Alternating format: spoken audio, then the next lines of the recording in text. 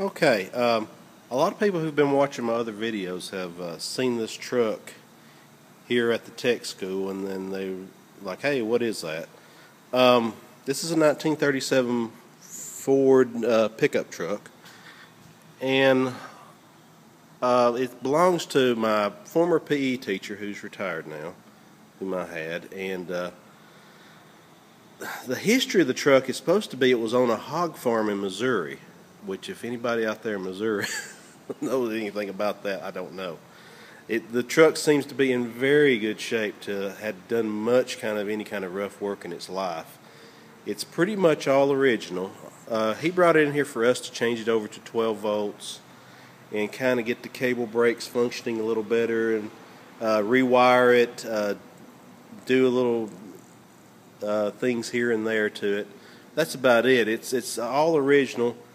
The flathead V8 runs very smooth in it. I'm just impressed how well that engine runs, considering it's about 76 years old.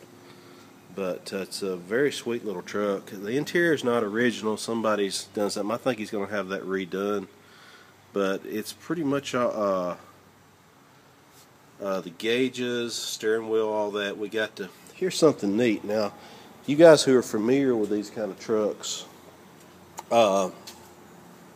in this era of vehicle, I guess it's no big deal to you. But I've never been around vehicles this old very much.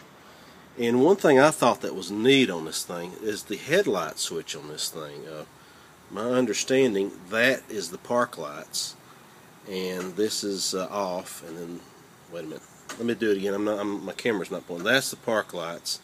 This is off. That's low beam. And then that's high beam. Now, like I said, we rewired everything, and we changed it over to 12 volts, and we put modern halogen light bulbs in the original light housings. So they've got quart halogen lights, and they're real bright. And then you just got a standard bulb inside the headlights for, as you can see, that's dimmer, just for park lights or whatever. But we want to try to keep it as looking as much as original as possible. That's the goal. So even though we did change it over to 12 volts, she still looks pretty close to original. Another thing I noticed about this truck, and it came this way, the truck only had one tail light on it. There's no tail light on this side. Best we can tell, it never had one. There's no turn signals on this truck.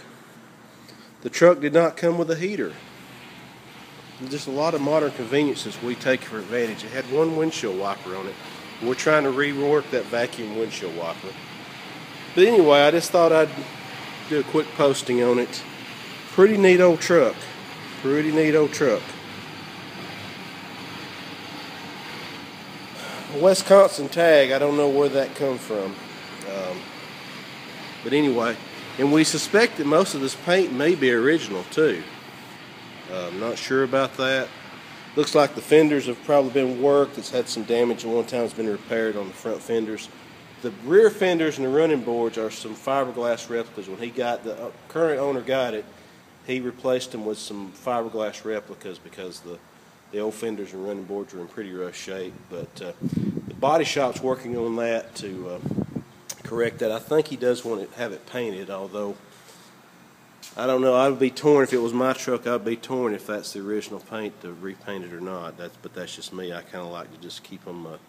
I think the catchword right now is Penta or whatever. Somebody can correct me on that. But anyway, but I'm gonna just before I sign off, I'm gonna crank it up just to let y'all hear it. It's just such a sweet running truck. Let me make sure it's out of gear.